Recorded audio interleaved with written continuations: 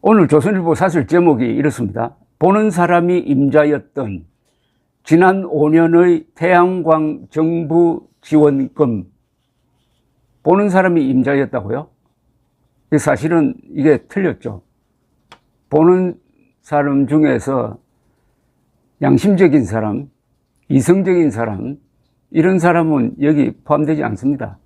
아마도 문재인 정권과 친했던지 운동권과 친했던지 운동권이든지 하는 사람들이 여기 많이 끼어들지 않았을까요? 국무조정실 정부합동부패 예방추진단, 또 이름이 깁니다. 작년 9월부터 태양광 등 전력산업 기반 기금 지원 사업 운영에 대한 정보물 벌린 결과 2,267건, 금액으로는 2,616억 원의 위법 부당 사례를 적발했답니다. 부패 사건입니다, 이게. 부패 사건 하면 흔히 앞에 당군 이래 최대 뭐 이렇게 나오는데, 이것도 아마 당군 이래 최대급, 즉 역대급 부패 사례가 아닌가 생각이 듭니다. 그런데 이번 이 결과가 어떻게 나왔느냐 하면 전수조사를 한 게 아니에요. 전국 226개 지방자치단체 가운데 12곳을 뽑았답니다.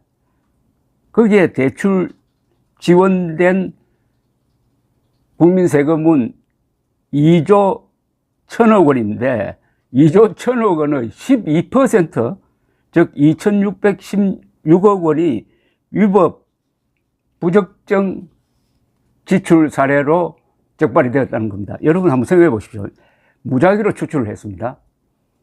그런데 12%가 이게 부정한 돈 지출이었다, 이렇게 나온 겁니다. 12%. 그러면 지나가는 사람, 서울 시내에서 광화문에서 길 막고 지나가는 사람 무작위로 100명을 조사했더니 그중에 12명이 범죄자로 적발이 됐다, 이럴 수가 있겠습니까? 아마 한 명도 안 나올 겁니다. 100명 조사해봤자. 1000명 조사하면 한 명 나올까요? 그런데 이 동네는 12%, 10명 중에 한 명이 범법자라는 이야기입니다. 세상에 이런 집단이 어디에 있습니까? 10명 중에 한 명이. 그러면은 이 비율을 그냥 적용하면은 지난 5년간 태양광 풍력사업 지원금 15조 원이 12조 원입니다. 12조 원이 나갔으니까 여기에 12%를 곱하면은 전국적으로는 1조 4천억 원이 불법적으로 부실하게 집행되었음을 추정하게 합니다. 그러면은 1조 4천억 원짜리 부패 사건이니까 당군 이래 최대급이라고 해도 과언이 아니겠습니다. 그런데 이 행태가 아주 기가 막힙니다. 이 돈을 빼먹은 행태가 기가 막힌다 이거죠.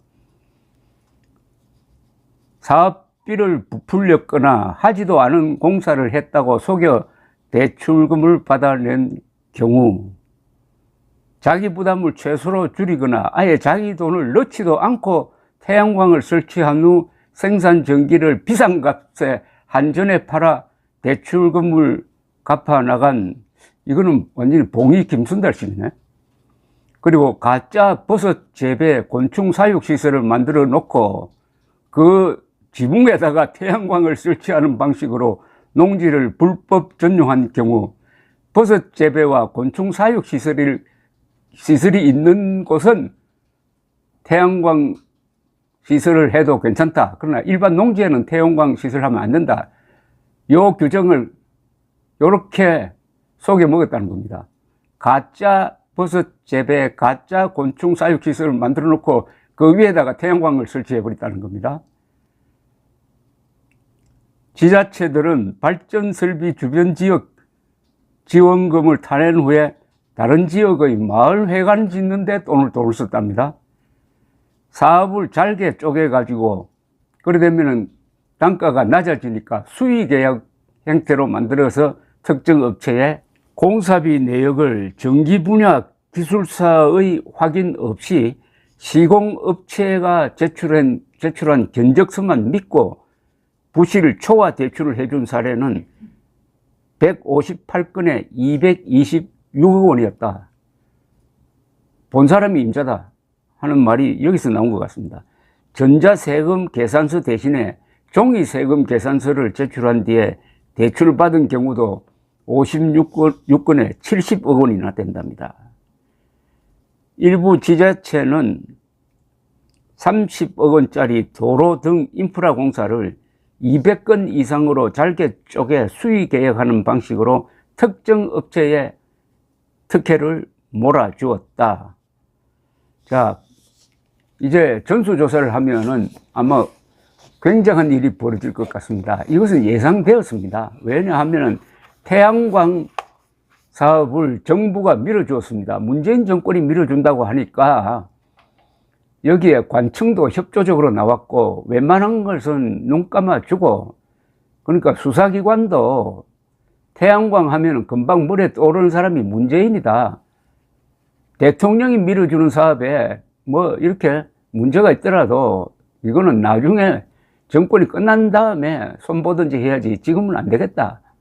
이렇게 생각된 것 아닙니까? 그러니까 완전히 정권적 비호하에서 이런 요지경이 벌어졌다는 거죠.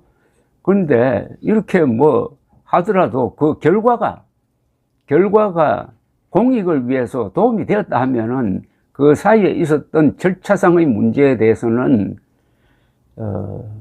용서는 안 되지만은 정상 참작은 할 수가 있습니다. 그런데 태양광을 지어가지고 대한민국에 무슨 도움이 됩니까? 아니, 대한민국이 이 좁은 국토에 어디 사막지대도 아닌데 태양광 발전이 제대로 될 나라입니까? 그 단가가 아마 원전보다 수십 배 비쌀 것 아닙니까? 그걸 또 한전이 비싸게 사주었을 것 아닙니까?